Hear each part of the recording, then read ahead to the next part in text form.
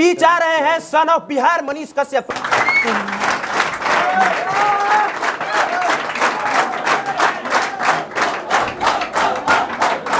ये public platform का कुमार अभिनव का ये पहला शो है और इस शो में जो भी हमारा गेस्ट होगा उससे टू दी पॉइंट सीधा सवाल होगा और वो ज्यादातर सवाल आप लोग करेंगे, बस शुरू का 3-4 सवाल हम करेंगे। बाकी मनीष कश्यप किसी परिचय के मोहताज नहीं है। ये बताने की जरूरत नहीं है कि इन्होंने पत्रकारिता को 360 डिग्री घुमा के रख दिया है और इससे यहाँ उपस्थित तमाम लोग सहमत होंगे। कैसे कि ऐसे तो पत्रकारिता नहीं होता था कि माइक लेके इरोडवा इनलवा, इस सब इन्होंने किया है। एक अलग तरह का क्रांतिकारी कदम लेके आए, लेकिन अफसोस कि इनके ऐसा करने के बाद बटेरे पत्रकार आए और जिन्होंने बहुत सारे ऐसे लोग हैं जिन्होंने गंध भी फैलाया। अब सीधे आते हैं मनीष कश्यप जी सवाल पे, ठीक है? तैयार हूं। पहला सवाल कि आप जो भी न्यूज कवर करते हैं, हर न्यूज कवरेज पे कोई ना कोई कंट्रोवर्सी हो जाता है। आपने अयांश का मुद्दा उठाया, कंट्रोवर्सी हुआ। आपने रिक्शा वाला का मुद्दा उठाया, कंट्रोवर्सी हुआ। आपने छोटू आरती का मुद्दा उठाया, वो भी कंट्रोवर्सी हुआ। आपने वायरल सोनुआ का मुद्दा उठाया, वो भी कंट्रोवर्सी हुआ। अब बताइए, जब जब आप ऐसा करते हैं कंट्रोवर्सी क्यों हो जाता है? मैंने बाढ़ का मुद्दा उठाया, उस पे कंट्रोवर्सी नहीं हुआ, मैं चाहता हूं उस पे कंट्रोवर्सी हो। मैं शिक्षा का मुद्दा उठाया, उस पे कंट्रोवर्सी नहीं हुआ, मैं चाहता हूं उस पे कंट्रोवर्सी हो। मैं स्वास्थ्य का मुद्दा उठाया, उस पे कंट्रोवर्सी नहीं हुआ, मैं चाहता हूं उस पे कंट्रोवर्सी हो। मैं सड़कों पे जाके वीडियो बनाता हूं, इंजीनियर के खिलाफ बोलता हूं, गलत इंजीनियर के खिलाफ, मैं चाहता हूं उस पे कंट्रोवर्सी हो, उस पे कंट्रोवर्सी नहीं हुआ। मैं बिहार में रोजगार का मुद्दा उठाया, दूसरे राज्यों में जा जाके घूम घूम के वीडियो बनाया, मैं चाहता था उस पे कंट्रोवर्सी हो, नहीं हुआ। मैं यूनिवर्सिटियों का सेशन समय पे कराने के लिए मुद्दा उठाया, अनेकों वीडियो बनाया, मैं चाहता था उस पे कंट्रोवर्सी हो, नहीं हुआ। लोगों ने कंट्रोवर्सी किस मुद्दों पे किया? जिस पे उन लोगों को कोई जानकारी ना हो, नॉलेज ना हो, लॉजिकली बात ना हो, उस पे जाके जो है उलझुलुल बोल देना, उस पे कंट्रोवर्सी हुआ। यूनिवर्सिटी में जाके वीसी से बात करने के लिए पहले अपने अंदर वीसी जगाना पड़ेगा। इंजीनियर से बात करने के लिए पहले अपने खुद के अंदर इंजीनियर बनना पड़ेगा। ब्लॉक में घुस के बीडीओ और सीओ से बात करने के लिए पहले वो नॉलेज इकट्ठा करना पड़ेगा। थाना में घुस के पुलिस से बात करने के लिए पहले जो है आपको जो है नॉलेज होना चाहिए। उन सब चीजों पे कंट्रोवर्सी नहीं हुआ, 4-5 मुद्दा पे कंट्रोवर्सी हुआ। यानी कि लोगों ने अपने व्यूज के लिए जानबूझ के उसको विवादित बनाया। एकदम बिल्कुल अपने व्यूज के लिए। मैंने आरती छोटू का मुद्दा उठाया, 2 वीडियो किया, उसके बाद से मैं निकल गया, बिहार से बाहर चला गया। मैंने सोनू का मुद्दा उठाया, मेरे से पहले भी नेशनल न्यूज वाले दिखाए थे सोनू वाला, मेरे से पहले भी अयांश वाला खबर जो है दैनिक भास्कर में और न्यूज 18 में चल चुका था। मैंने उठाया, कंट्रोवर्सी हुआ, उसके बाद से मैं आगे बढ़ा। मैं मुद्दा उठाता हूं, मेरे पीछे पीछे टांग खींचने के लिए लोग कंट्रोवर्सी करते हैं और मैं और मजबूती के साथ आगे बढ़ जाता हूं। दूसरा सवाल सोचने का मौका नहीं मिलेगा। असदुद्दीन ओवैसी 4 बार के सांसद रह चुके हैं, एक प्रतिष्ठित पद पर हैं और मनीष कश्यप के बारे में क्या उनको जो संरक्षण दे रहा है उसको जिस दिन टांग लिया जाएगा, ओवैसी संरक्षण दे रहा है, क्या नाम है उसका? ओवैसी। जिस दिन ओवैसिया को टांग लिया जाएगा ना, उस दिन इस प्रकार का घटना नहीं घटेगा। तो है हिम्मत मोदी जी क्या करते हैं हम बता रहे हैं। कुछ लोगों को बुरा लग जाएगा, एक साथ बीजेपी के प्रवक्ता को भेजते हैं, उधर से ओवैसी आता है, टीवी चैनल पे बैठ जाता है, दोनों मुर्गा की तरह लड़ता है और लड़ने के बाद भूख लगता है तो जाके बिरयानी एक ही साथ खाता है, एक ही रेस्टोरेंट में खाता है। ठीक है, 1 मिनट पहले सवाल कंप्लीट हो जाने दीजिए। इस सवाल जो मैंने बात बोला है, एनआईए के रिपोर्ट के मुताबिक जो है बहुत सारे लोगों का बांग्लादेशी संगठन का संबंध जो है हैदराबाद में था। ये ना ओवैसी भाई बोला था कि 15 मिनट में हम साफ कर देंगे। किसको साफ कर देंगे? किसको साफ कर देंगे बोला था ना 15 मिनट में। तो हम उसको, अरे ओवैसी बोला था, मैं असदुद्दीन या अकरबुद्दीन नहीं बोला था, मैं ओवैसी बोला था और वे ओवैसिया ना बोला था। तो वैसे ओवैसिया को रेल दिया तो कौन सा गुनाह कर दिया जो बोलता है कि जो, बताइए पूरा स्टेटमेंट सुनिए, मैं ओवैसी बोला था। जो मनीष कश्यप भाई बात कह रहे हैं वो बोला था असदुद्दीन ओवैसी के भाई ने कि 15 मिनट के लिए हटा दीजिए पुलिस हटा दीजिए तो यहाँ पे शायद हिंदू नहीं बचेंगे। हाँ। ऐसा उसने, वो ओवैसी का भाई था। हाँ। लेकिन आपने जिसको टारगेट किया है वो ओवैसी है जो 4 बार सांसद रह चुके हैं। मैंने ओवैसी को बोला था, नाम नहीं रखा था किसका, और 4 बार के सांसद है तो वो अपने भाई को जेल में डलवा दे अगर इतना ईमानदार सांसद है तो। भाई का संरक्षण क्यों करते हैं? जो भाई जो है एक कम्युनिटी को गर्दन काटने की बात कर रहा है, दूसरा भाई उसका संरक्षण कर रहा है, तो दोनों भाई गलत है।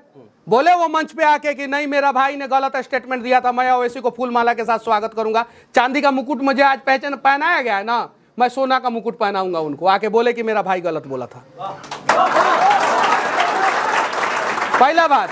दूसरा बात, कांग्रेस के हजारों मुस्लिम नेता बोलते हैं कि ओवैसी जो है बीजेपी का बी टीम है, तब मुसलमानों को बुरा नहीं लगता है? तब नहीं लगता है? कांग्रेस का नेता बोलता है सब कि ओवैसी जो है बीजेपी का बी टीम है। आरजेडी के नेता बिहार में बोले ओवैसी ने हरवा दिया गोपालगंज आरजेडी को, ओवैसी ने हरवा दिया ये क्या बोलते हैं सीमांचल क्षेत्र। हाँ, तो आरजेडी के नेता बोले तो दिक्कत नहीं है, कांग्रेस के नेता बोले तो दिक्कत नहीं है, और सेम बात मनीष कश्यप बोल दे तो दिक्कत हो जाता है। यार इन सब चीजों से ऊपर उठना पड़ेगा।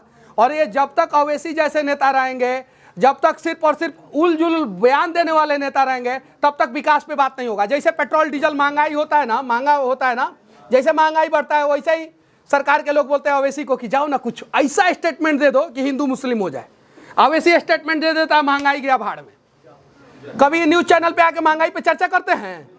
नहीं करते। आके चर्चा करें, हम साथ देंगे, इनका इंटरव्यू करेंगे। हम चाहते हैं कि भारत के विकास की बात करें, हम साथ देंगे, हम इनका इंटरव्यू करेंगे, ओवैसी साहब का हम रिस्पेक्ट देंगे, हम सोना का मुकुट उनके ऊपर पहनाएंगे। आइए ना मिलके जो है हम लोग भारत के विकास की बात किए जाए।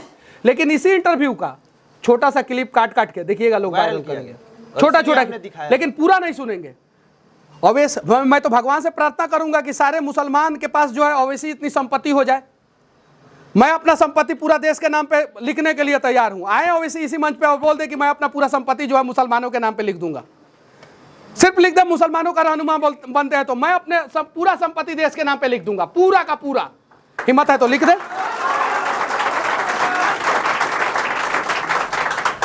तीसरा सवाल, मनीष कश्यप जी तेज प्रताप यादव का इंटरव्यू करते हैं और तेज प्रताप यादव जी क्या जवाब देते हैं, एक बार सुन लीजिए।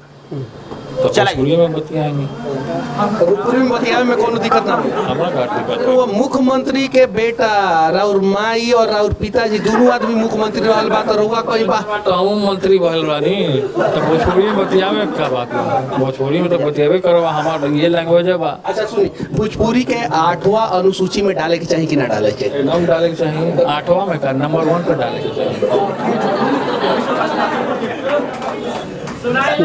मनीष कश्यप जी पूछे तेज प्रताप यादव जी से कि भोजपुरी के 8वां अनुसूची में डाले के चाहिए कि ना डाले के चाहिए, तो तेज प्रताप यादव कहलन कि पहला अनुसूची में डाले ना। आप फिर से इंटरव्यू सुनिए। मैंने बोला कि 8वां अनुसूची में डालना चाहिए कि नहीं डालना चाहिए, तो उनका जवाब आया कि पहले नंबर पे डालना चाहिए। सुनिए फिर से, रिपीट कीजिए। सुनिए 1 मिनट। पहले नंबर पे डालना चाहिए, पहला अनुसूची नहीं बोले वो, पहले नंबर पे डालना चाहिए। यानी 8वां अनुसूची का भी पहला नंबर हो सकता है या पहला अनुसूची का भी पहला नंबर हो सकता है।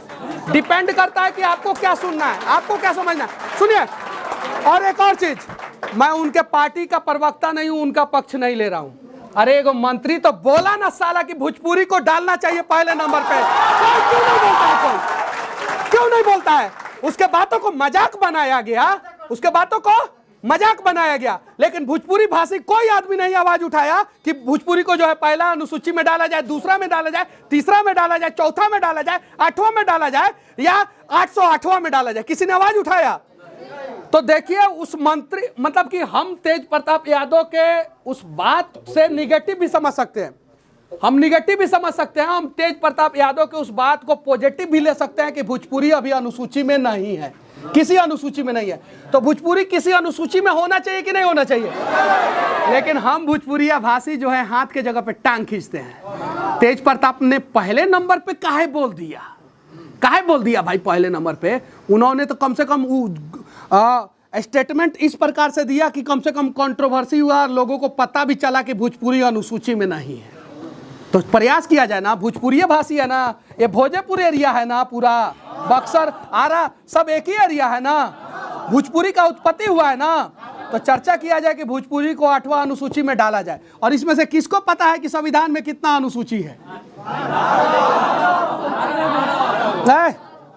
किसको पता है कि अनुसूची में अनुसूची क्यों बनाया गया है, और पहले नंबर अनुसूची जो है उसमें क्या क्या चीज पे जिक्र है, 8वें नंबर अनुसूची में क्या क्या जिक्र है? किसी को नहीं पता है। एक अरे आके बता ना दो, नहीं पता है, नहीं पता है, स्टेटमेंट रिकॉर्ड होगा तुम्हारा, आओ बताओ, नहीं पता है। पहले पढ़ो, पहले पढ़ो और तब कंट्रोवर्सी करो, पहले उन चीज को समझो। 8वां अनुसूची में भाषा का जिक्र हुआ है, ठीक है, और इसलिए अनुसूची का जब भी मांग होता है, भाषा का जब भी मांग होता है, 8वां अनुसूची मांग होता है। इन चीज को समझिए पहले, और 8वां अनुसूची के पहले नंबर पे भी वो चीज हो सकता है। फिर से प्ले करके सुन लीजिए आप लोग, फिर से सुन लीजिए। तो भोजपुरी में बतियाए नहीं, हाँ पहले नंबर पे डालिए। पूरी में बतियावे में कोनो दिक्कत ना होला। हमरा का दिक्कत है। वो मुख्यमंत्री के बेटा राउर माई और राउर पिताजी दोनों आदमी मुख्यमंत्री रहल बा, तो रहुआ कहीं बा तो हम मंत्री भइल रानी, तो भोजपुरी में बतियावे का बात बा? भोजपुरी में तो बतियावे करो, हमार ये लैंग्वेज बा। अच्छा सुनी, भोजपुरी के 8वां अनुसूची में डाले के चाहिए कि ना डाले के? एकदम डाले के चाहिए। 8वां में का नंबर 1 पे डाले के चाहिए। नंबर 1 पे, कौन सी पे, कौन सी पे? नंबर 1 पे। और एक व्यक्ति जो मेरे बगल में बैठा है, उसकी माँ मुख्यमंत्री, उसके पिता मुख्यमंत्री, और भोजपुरी में बात करने से शर्मा नहीं रहा है। यहाँ तो विधायक जी के लड़का लोग भोजपुरी में ना बतियाला लोग, बक्सर के विधायक जी लोग आओ लोग कहो लो कि हमारे लड़का भोजपुरी में बतियाला सब, अंग्रेजी एकदम फराटेदार बोले ला लोग, तो गर्व के बात होके कि चाहिए ना। तेज प्रताप में अगर कमियां है तो निकाला जाए, अच्छाइयाँ है तो उसको भी दिखाया जाए। तेजस्वी यादव में कमियां है तो निकाला जाए, अच्छाइयाँ है तो उसे भी दिखाया जाए। लालू जी में कमियां है तो निकाला जाए, रेल मंत्री के रूप में अच्छा काम किए थे उसे भी दिखाया जाए। नीतीश कुमार में कमियां है, निकाला जाए, लेकिन उनका जो 2005 से 2010 का कार्यकाल था वो कमाल का कार्यकाल था, उसे भी दिखाया जाए। और मेरे अंदर अगर कमियां है तो उसे भी निकाला जाए, लेकिन मैं अगर अच्छा काम कर रहा हूं तो उसे भी दिखाया जाए। बाकी मनीष कश्यप की कमी हम नहीं निकाल रहे हैं। जितना कंट्रोवर्सी हुआ है, जो सोशल मीडिया पर लिखा गया है, जो कहा गया है, उसी पर बस इनका पक्ष जानना चाहते हैं कि उसको अपने तरीके से कैसे सही करके बताते हैं, या इस पर उनका क्या राय है। ठीक है, अब अगले सवाल पे आते हैं। सोनू सूद जी बिहार आए थे और जब वो बिहार आए तो एक बड़का कंट्रोवर्सी हो गया। कंट्रोवर्सी हो गया कि कोई एगो कलाकार है जो रोने लगा कि हमको मौके नहीं दिए। ठीक है, भागलपुर की जिया है कोई आदर्शा नाम, तो उन्होंने ऐसा कहा कि हमको मौका नहीं दिया गया। तो सोनू सूद वाला मामला क्या हुआ था, ये बताइए लोगों। मैंने कुछ अपने करीबियों को बुलाया था जिनको मौका नहीं मिला स्टेज पे परफॉर्म करने का। कार्यक्रम जो है, कोई भी कार्यक्रम हम लोग करने का प्रयास करते हैं, थोड़ा सा गड़बड़ हो ही जाता है। जैसे इसी कार्यक्रम में थोड़ा सा ज़्यादा भीड़ हो गया है कि नहीं हो गया है, तो वैसे ही हो गया था। और मैं उस कार्यक्रम के लिए मैं उन तमाम लोगों से माफ़ी मांगा था। आज भी मैं माफ़ी मांग रहा हूँ कि मेरे वजह से अगर किसी को भी कहीं भी तकलीफ़ हुआ है तो मैं माफ़ी चाहता हूँ। लेकिन साथ ही साथ सबसे विनती करना चाहता हूँ कि गलतियाँ सबसे होती है, माफ़ करके आप लोग आगे बढ़िए और बिहार के लिए लगातार प्रयास करते रहिए और बिहार का नाम रोशन करते रहिए। अभी हाल ही में सुना गया कि नवादा में आप रिपोर्टिंग करने गए थे और वहां पर ये खबर फैलाया गया कि आपको पीटा गया है।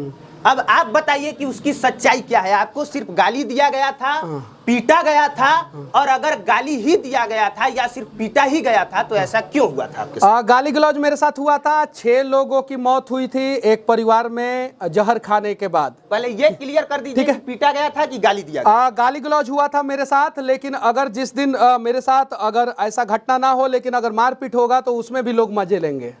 बिल्कुल, मुझे अफसोस इस बात की है, मुझे अफसोस इस बात की है। और मैं मतलब कि इससे मैं डरने वाला नहीं हूँ, पहला चीज़। दूसरा चीज़ कि हमारे देश के जवान जब शहीद होते हैं तो लोग उस पर भी मज़े लेते हैं। आप लोग फेसबुक पे जाके देखिएगा, जब शहीदों का हम लोग फेसबुक पे पोस्ट करते हैं तो लोग स्माइली वाला इमोजी डालते हैं कि नहीं डालते हैं? तो जब हमारे देश के जवानों को लोग बकसते ही नहीं है तो मैं कौन से खेत का मूल्य हूँ?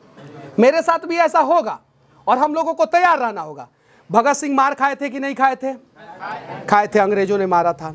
हमारे देश के स्वतंत्रता सेनानी मार खाए थे कि नहीं खाए थे? कुछ लोग तो लाठी खाए और वहीं पे मर गए, सबको पता है, इतिहास के किताबों में आप लोगों ने पढ़ा है। लेकिन क्या वो लोग पीछे हट गए? नहीं हटे। मेरे साथ गाली गलौज हुआ, बिहार के लोगों को मेरे साथ खड़े हो जाना चाहिए था, सभी लोगों को, सभी के सभी लोगों को खड़े होना चाहिए था कि मनीष कश्यप आखिर किस मकसद से गया था और क्या गलत दिखा रहा था वहां पे।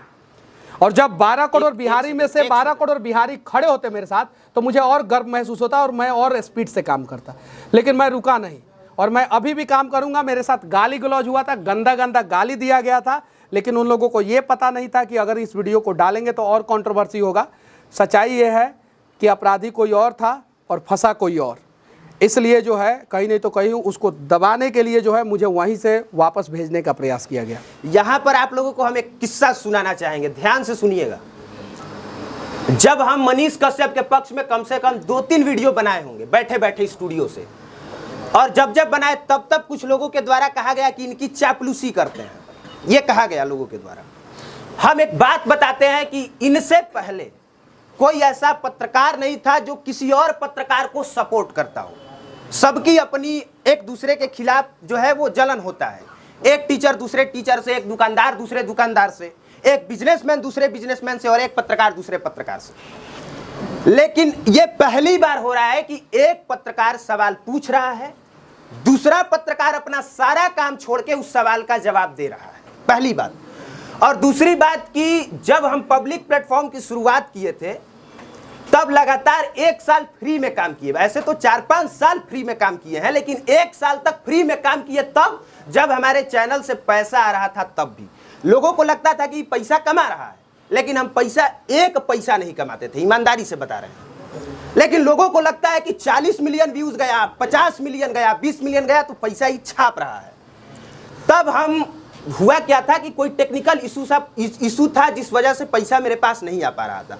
सबके पास ट्राई किए, दिल्ली का वेब कंपनी है उसके पास गए, वो कहा कि आपका 15 लाख रुपया बना है, हमको 50% दे दीजिए, हम आपका पैसा निकलवा देंगे। 7 लाख हमको दे दीजिए, 7 लाख हम आपका पैसा निकलवा देंगे। लास्ट में हम मनीष कश्यप जी के पास गए और लास्ट में इनसे कहा कि ऐसा ऐसा बात है, अगर आपके पास पैसा नहीं रहेगा तो संभव नहीं है कि आप रिपोर्टिंग कर पाइए, कहीं से कि कहीं पहुंचने में तेल लगता है, कहीं पहुंचने में आपका वक्त लगता है और पैसों की जरूरत सबको है, पता है। बिना कुछ कहे मात्र 2 दिन में 15 लाख रुपया इन्होंने मेरा निकलवाया और 1 पैसा उसमें से नहीं लिया।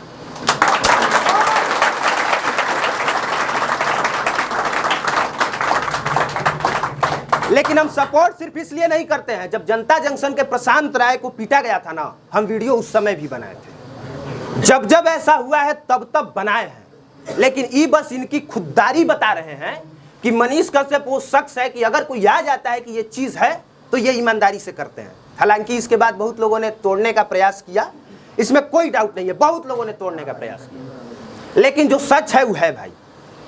इतना हम जानते हैं मनीष कश्यप के बारे में कि अगर कोई आदमी आ जाए तो उसके साथ सेल्फी खिंचाना हो तब, पैसा का डिमांड कर दिया तब, चाहे कह दिया कि हमको इस चीज़ की ज़रूरत है तो जितना हो सकता है उतना करते हैं।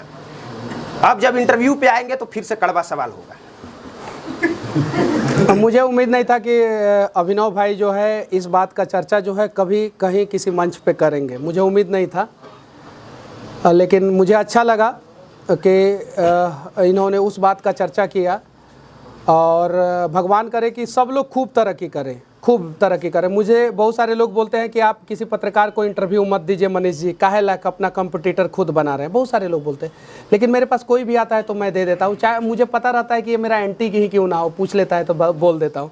कुछ लोग आके बोलते हैं कि मनीष भैया 2 कड़वा सवाल पूछेंगे, थोड़ा सा आप डांट दीजिएगा ना वीडियोवा में तो हमारा पेज मोनेटाइज हो जाएगा। कसम से बोलता हूँ, ऐसे बोलते हैं लोग, ऐसे बोलते हैं, मैं सर पे हाथ रख के बोल रहा हूँ, ऐसे बोलते हैं कि डांट दीजिएगा ना तो मेरा पेज मोनेटाइज हो जाएगा। बड़ी दिन से मेहनत कर रहा हूँ मनीष भैया, अब नहीं डांटूंगा तो गाली देगा कि मनीष भैया अपने आप को हीरो बन रहे हैं, और डांट दूंगा तो कमेंट में लोग गाली देते हैं कि मनीष कश्यप डांट काहे दिया, काहे डांट दिया।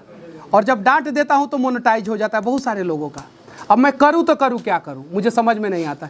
लेकिन हमें एक दूसरे का मदद करना चाहिए, चाहे वो अभिनव भाई हो, चाहे मैं हूँ, चाहे जो भी लोग हो, एक दूसरे का मदद करेंगे तो रिटर्न गिफ्ट आता है। मनीष कश्यप ने आज से 1.5 साल पहले, मैं अपने मम्मी का कसम खा के, मैं अपने सर पे हाथ रख के कसम खा के बोल रहा हूँ कि मैंने 1.5 साल पहले नहीं सोचा था कि फेसबुक पे सबसे ज़्यादा फॉलो किया जाने वाला पत्रकार देश का मैं बन जाऊँगा। कश्मीर से लेके कन्याकुमारी तक और गुजरात के कच्छ से लेकर अरुणाचल प्रदेश तक सबसे ज़्यादा फॉलो किया जाने वाला पत्रकार फेसबुक पे मैं हूँ। और मैंने सोचा नहीं था कभी, मैं किया, और जितना किया उतना रिटर्न गिफ्ट भगवान ने मुझे दिया। आप लोग भी करेंगे ना तो भगवान आप लोगों को भी देंगे।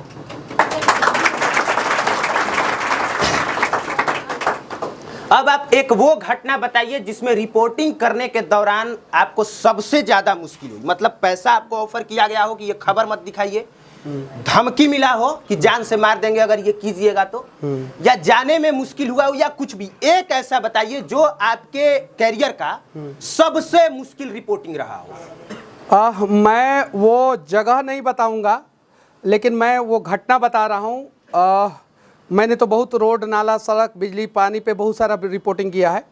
एक सिविल इंजीनियरिंग वाला ही रिपोर्टिंग किया, पुल, सड़क, जो समझना है आप लोग समझ जाइए, उसमें रिपोर्टिंग किया, वीडियो बना के आया, मुझे फ़ोन किया गया, पैसे वैसे का ऑफ़र दिया गया। मैं बोला नहीं, मैं कितना पैसा ये तो बता दीजिए। मैं तो उस चीज़ को दिखाऊंगा, और मैंने उस चीज़ को दिखाया। मैंने उस चीज़ को दिखाया, और उस चीज़ को दिखाने से असर ये हुआ कि ठेकेदार के ऊपर कार्रवाई हुआ, और कार्रवाई होने के बाद जो है रिपोर्ट मांगा गया, और वो काम सही हुआ। पहला ये घटना मैं बता दिया। दूसरा घटना मैं बता रहा हूँ, जब कश्मीर से मैं आ रहा था, कश्मीर से जम्मू आ रहा था, तो एक जगह है शायद से कठुआ जगह है, शायद से वो जगह कि कोई दूसरा जगह, मैं बता दूंगा, मैंने फेसबुक पे वीडियो डाला है। वहाँ पे मैंने वीडियो बनाया, पुल में जो है गड़बड़ हो रहा था और बिना सेफ्टी का काम हो रहा था कश्मीर में। अब सोच लीजिए, जम्मू कश्मीर में, वहाँ पे मैंने वीडियो बना दिया। तो मुझे कान में कुछ लोग आके बोले कि आगे नहीं बढ़ पाइएगा, कि वीडियो डिलीट कर दीजिए। हम बोले कि रोक लीजिए, तब आपको रोकना है तो। मेरे बाबूजी यहीं पे कश्मीर में 12 साल पत्थर खा के कश्मीर को शांत कर दिए। हमारे पिताजी आर्मी में, तो आर्मी वाला लोग ना कश्मीर को शांत किया कि नहीं, पत्थरबाजों को शांत किया कि नहीं। हम बोले रोक लीजिएगा, और किसी ने नहीं रोका, और मैंने वो वीडियो बनाया, दिखाया, और उसका असर ये हुआ कि वहाँ का कमिश्नर ने संज्ञान लिया, और कमिश्नर ने फेसबुक पे पोस्ट डाला। वो कमिश्नर का मेरे पास रिपोर्ट है, और जवाब पूछा कमिश्नर ने कि ये गड़बड़ी क्यों हो रही है। तो ये दो घटना जो है, मतलब कि थोड़ा सा कंस्ट्रक्शन फील्ड में रिपोर्टिंग के दौरान मुझे दिक्कत हुआ थोड़ा सा।